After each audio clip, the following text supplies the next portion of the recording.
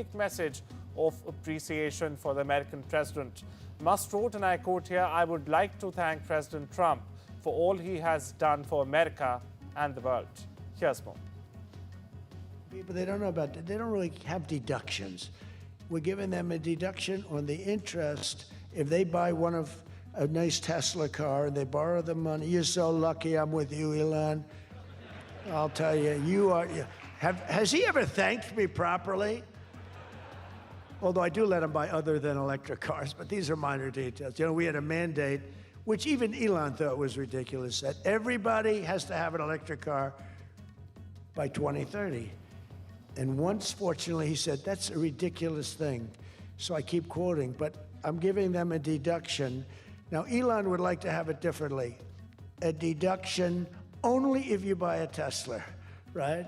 But we'll let it be for everybody. But think of it. You get a deduction on the loan, on your interest payment. I think that's going to be an unbelievable boon to car sales. We stay with the U.S. President Donald Trump has in fact said that New York City Mayor-elect Zohran Mamdani will meet him at the White House on Friday. That's tomorrow, less than 24 hours from now, viewers. Trump has in fact been critical, to say the least, of Mamdani's policy and also had warned on the eve of the 4th of November election that Mamdani's win will be a complete, total economic and social disaster for New York City, or the world's capital, or the Big Apple as it's called. Now, Trump also said in a post on Truth Social, and I'm quoting here, "Communist Mayor of New York City, Zohran Kwame Mamdani, has asked for a meeting. We have arranged that this meeting will take place at the Oval Office on Friday, the 21st of November. And to delve deeper on this very important meeting, my colleague Vishal Vivekmi joins us from our Noida studios. But before that, listen in. Is SNAP and food benefits something you would bring up to the president? He mentioned yesterday he'd like to meet with you. Did your team reach out? And is this one of the first areas of conversation? My team reached out to the White House to fulfill a commitment I made to New Yorkers over the course of this campaign, a commitment that showed a willingness to meet with anyone and everyone, so long as it was to the benefit of the 8.5 million people that call the city their home, and so long as it would help to address the affordability crisis that is pushing so many of them out of this city. Well, my colleague Vishal Vivek joins us now. Vishal, we've seen it all, have we? Or is the final episode, the so-called grand finale, left from Mamdani's turn up the volume jibe at Trump, from his swearing in to Trump's very important tweet, which begins with "communist Mamdani"? So is this stage set for a Friday Oval Office showdown there, Vishal? What's the latest you're picking up? Well, all eyes are on this meet because few would have expected that as soon as it was said that Zohran Mamdani would be set to be the next mayor, he would soon announce that he would be meeting the President of the United States, because he's one of the biggest critics that Trump has ever had, and he's been quite rabid in his approach. He has repeatedly taken to social media to attack Trump on various fronts. He has opposed almost all the foreign policies that Trump has brought in ever since he walked into the White House for the second time, be it the way he has handled the student protesters back in the U.S. territory, or the way the U.S. has handled many of the wars across the globe. He has been talking about all of these things, all of these aforementioned topics for a while now. It will be interesting to see how both the leaders join hands, because many a time we have seen in the recent past that whenever Trump has invited someone to the Oval Office, and when they're at odds, it has turned into an ugly affair. Whether it's the same case this time, that remains to be seen, because Mamdani is also someone who is known to be quite, expressive and not really hold back. And it will be really interesting to see how both of these leaders, interact when they, do the same in the Oval Office. Absolutely, Vishal. All eyes, needless to say, on that all-important Oval Office meeting, a thaw or another possible storm that's just brewing. Thank you so much again for putting the developments in perspective. U.S. President Donald Trump, viewers, is dismissing U.S. intelligence findings that Saudi Crown Prince Mohammed bin Salman likely had some culpability in the 2018 killing of Washington Post journalist Jamal Khashoggi. Now, his comments came Tuesday as Trump warmly welcomed the de facto ruler of Saudi on his first White House visit in as much as 7 years.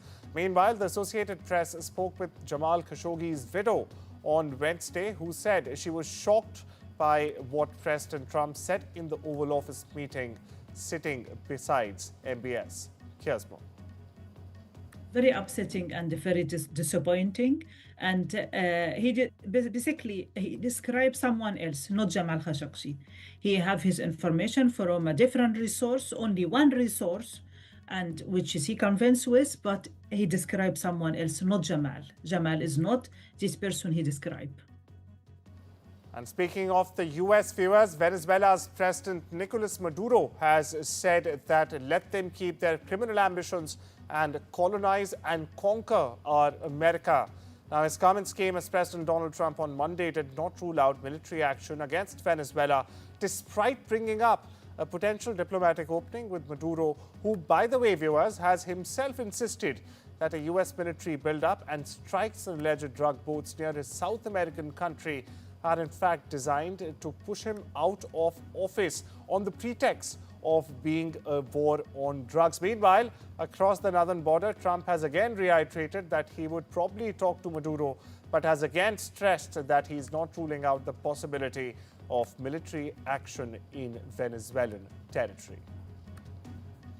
Mexican authorities on Wednesday announced the arrest of a man they say was involved in the planning and the ordering of the killing of a popular mayor earlier this month in the western state of Michoacan. A public security officer, Omar Garcia Harfush, said in a news conference that investigators have found the suspect through messages that they in fact discovered on the cell phones of the two men who were killed in the days after Urupan Mayor Carlos Manzo's assassination, and that the criminal cell he led was tied to the Jasilco New Generation cartel. Viewers, Michoacan State Prosecutor Carlos Torres Pina has said that the suspect, now being identified only as Jorge Armando N., in keeping with Mexican privacy rules, was arrested Tuesday afternoon. Menzo, meanwhile, was gunned down on the night of the 1st of November, or the Day of the Dead in Mexican culture, as it's known, in front of dozens of people gathered for the Day of the Dead festivities. The teenage gunman, meanwhile, was killed shortly after he attacked. Listen in.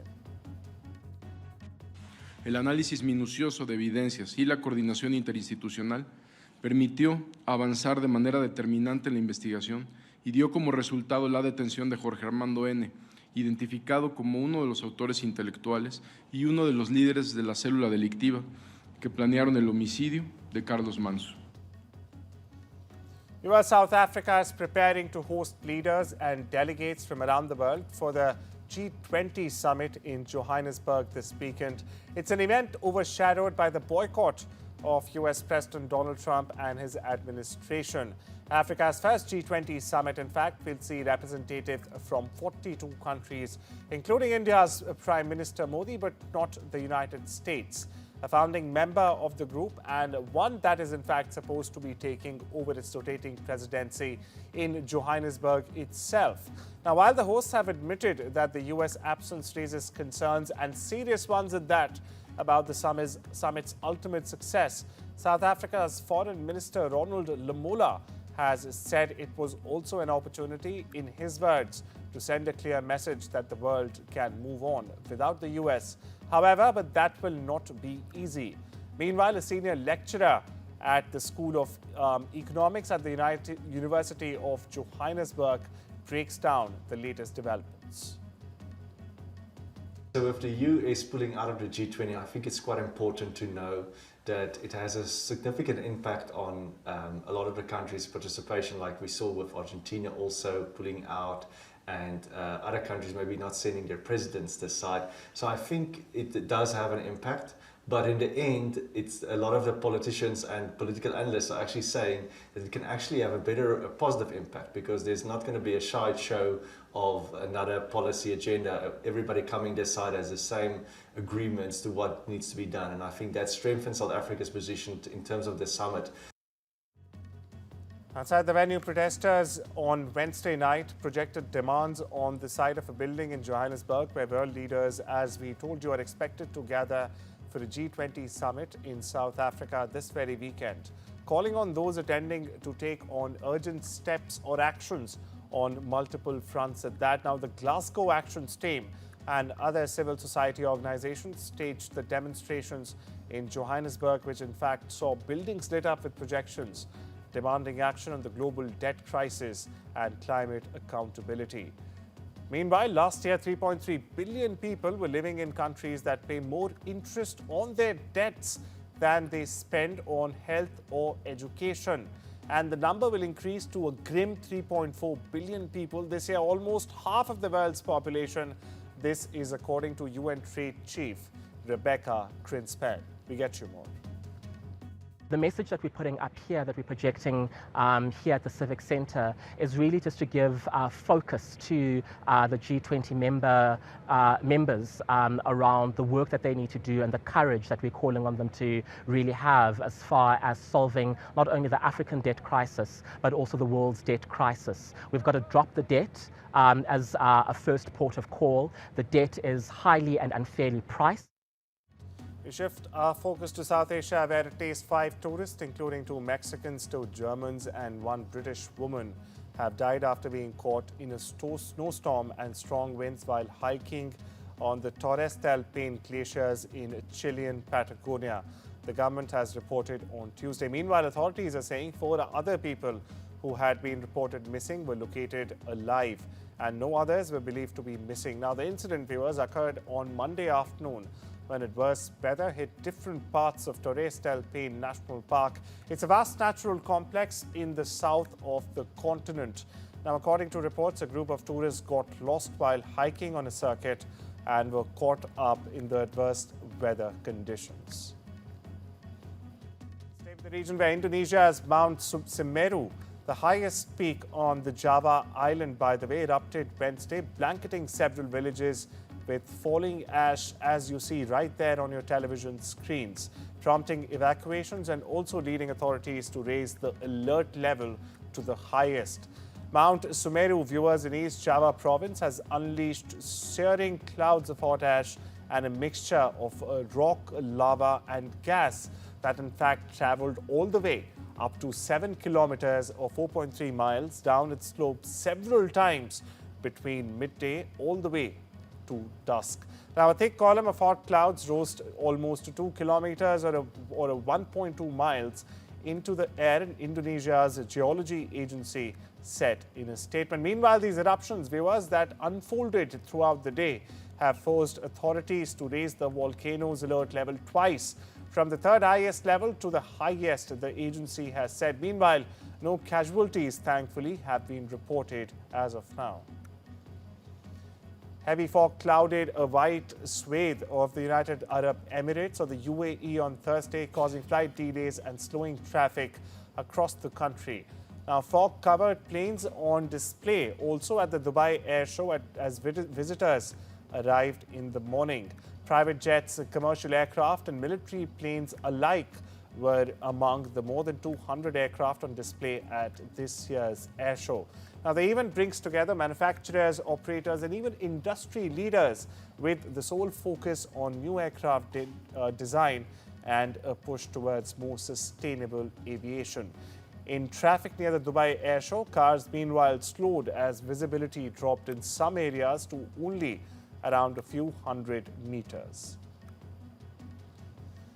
Melania Trump and Usha Vance took their first trip together, visiting Marine Corps members and their relatives in North Carolina. This to mark the approach of Thanksgiving and to also salute military families, which, by the way, the First Lady has called the quiet strength of America.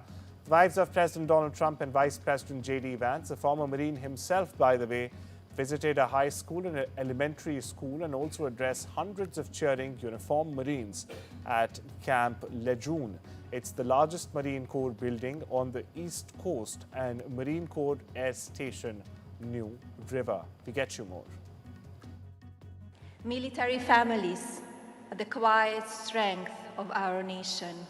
Your love, patience, and courage give our service members the confidence to serve with honor and the comfort of knowing home is always waiting. As Thanksgiving approaches, families across America will come together. But for many of you, someone you love will be serving far from home. Please know that our nation is thinking of you, praying for you, and deeply grateful for your service. To every service member, thank you for standing watch so others can celebrate in peace. U.S. Hyderabad-born Ghazala Hashmi has created history recently when she became the first Muslim woman and the first South Asian American to in fact win a statewide office in the U.S. state of Virginia. Now, Hashmi spoke exclusively to NDTV's Uma Sudhir in a conversation about what it took to become the Lieutenant Governor-elect of Virginia. But that's not it, viewers. She also highlighted on how H-1B policy changes are going to impact the U.S. economy in a nutshell. Meanwhile, Hashmi went down memory lane, also about shopping around the iconic Charminar and how she can't wait to get back here. Listen in. We are honored to be joined on NDTV by Senator Ghazala Hashmi, who has actually broken several glass ceilings. She is the first Muslim woman and the first South Asian American to be occupying or to become the Lieutenant Governor-elect of Virginia State, and the first to get a statewide position like this. Senator Hashmi, thank you so much for joining us. What would you tell young women aspiring to be these kind of leaders in positions of power, in positions of influence? What would you tell them are the biggest takeaways that you have for them?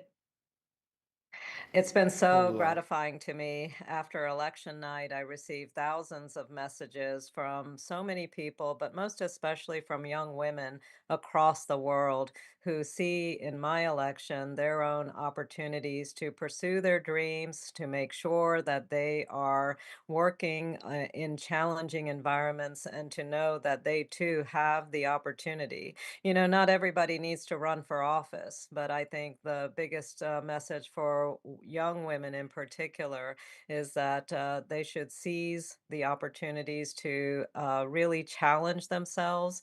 You know, you're assuming or going to be assuming this very important role at a time when the U.S. politics or has become highly polarized, or is it across the world that you see? Yes, you know, I decided to run for office because of the polarization. So in 2019, when I first decided to run for the Virginia Senate, it was because of the bigotry and the division that Donald Trump came into office in 2016. He ran on a platform of targeting immigrants, and he also ran on a platform of targeting Muslims in particular. He imposed a Muslim ban as he came into office the first time, and I felt a responsibility to stand up and to speak out for the values that I have, and to make sure that we're protecting all marginalized communities. And sadly, across the world, I think we're seeing deep polarization. You know, one of the concerns among the Indian population is about the H-1B visas itself, and that's been a matter of huge politics and debate as well. What is your view on the policies that the U.S. has vis-a-vis H-1B and the way they seem to be changing in the recent past? It is creating a real crisis here in this country, and especially with so many employers. You know, our HB1 visa holders are such a important, provide such important contributions to many of our job sectors, but particularly in technology. The skills and the talents that our HB1 visa holders bring with them are essential to our companies being able to do the necessary work. And one thing we know with the crackdown we are seeing, unfortunately, from the Trump administration, the kind of restrictions that that administration is placing, is that we're going to lose the talent. We're also going to lose the companies themselves. And this is impacting entire families, not just workers, with the kind of terrible decisions we're seeing the Trump administration making. Thank you so much, Ghazala Hashmi, for joining us on NDTV. It was a pleasure to speak with you. Thank you. Well, you can check out the full conversation on ndtv.com and all our social media handles. Meanwhile, it's time we step into a short break. Viewers, much more lined up on the other side. Needless to say, don't you go anywhere.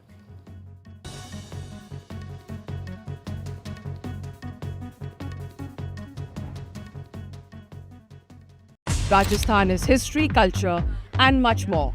And I have been reporting on all things royal for more than 25 years. The colors, the culture, and the complexities of the Northeast is different from the rest of the country. I have been bringing the Northeast closer to the capital for over 15 years. Madhya Pradesh is the heart of India, and I have been capturing its every beat for over 10 years, covering the corridors of power, what is said, what is left unsaid, and what it actually means for you and me. I have it all covered. Kashmir is often called paradise on earth, a region that has been in a state of flux from conflict to India's crowning glory. I have been reporting and decoding Jammu and Kashmir for last 3 decades. When facts are fragmented, we put the pieces together. Where power collides with truth, we are there. Behind me is that massive security arrangements that are in place. Behind fractured boundaries, we clear the fog of war. Fault Lines with Gauri Dwivedi, only on NDTV World. You know, right now what it is an important ceasefire. For it to actually take shape in that 20-point formula, the most contentious part of it is that Hamas needs to let go of arms. It should not be able to arm itself and be part of the larger formula. But as things stand right now, there are sporadic instances of violence. There are large reports coming in and multiple reports coming in of public executions taking place. Where things stand right now then? Well, the good news is that the ceasefire generally is holding. There have been some incidents because apparently some people were trying to infiltrate areas that are under Israeli control. And because of this savagery that Hamas is actually conducting against their own people, we hope that stops. We want Hamas to fulfill their commitment, not only to us, to the Arab and Muslim nations. These parties, they should put pressure on Hamas. You know, when we look in retrospect, what brought us into this moment in which the hostages became a burden for Hamas? It came because of our military pressure. It came because of the efforts of the United States and the efforts of the mediators that finally have decided to put pressure on Hamas. This brought results, and if we want to see results in the future, meaning we want to see the implementation of the 20-point plan, we have to have pressure from the Arab Muslim world on Hamas. So Qatar, Turkey, Saudi Arabia, Egypt, the main set of mediators, you think they will be the ones putting pressure on Hamas to ensure that they don't arm themselves again? We certainly hope so, because there is a peace.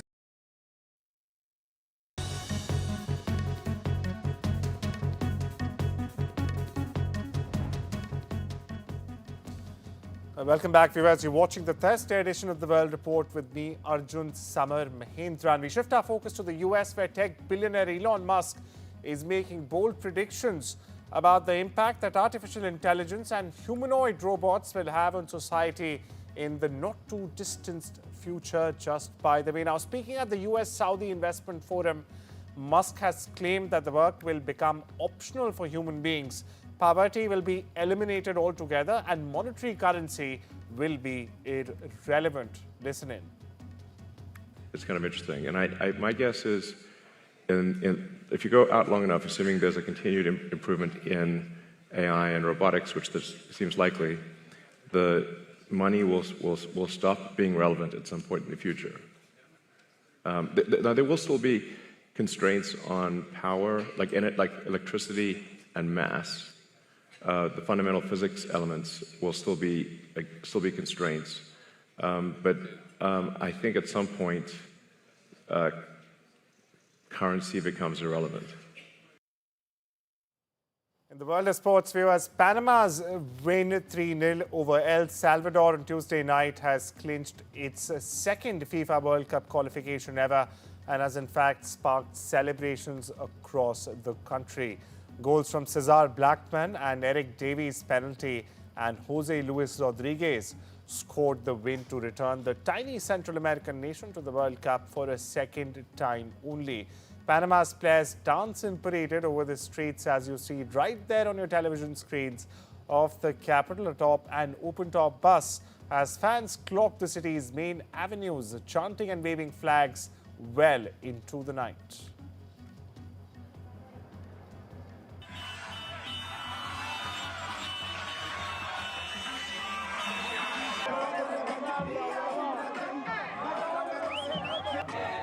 In Southeast Asia, the 2025 FAI World Drone Soccer Championships concluded in Shanghai on Tuesday as well.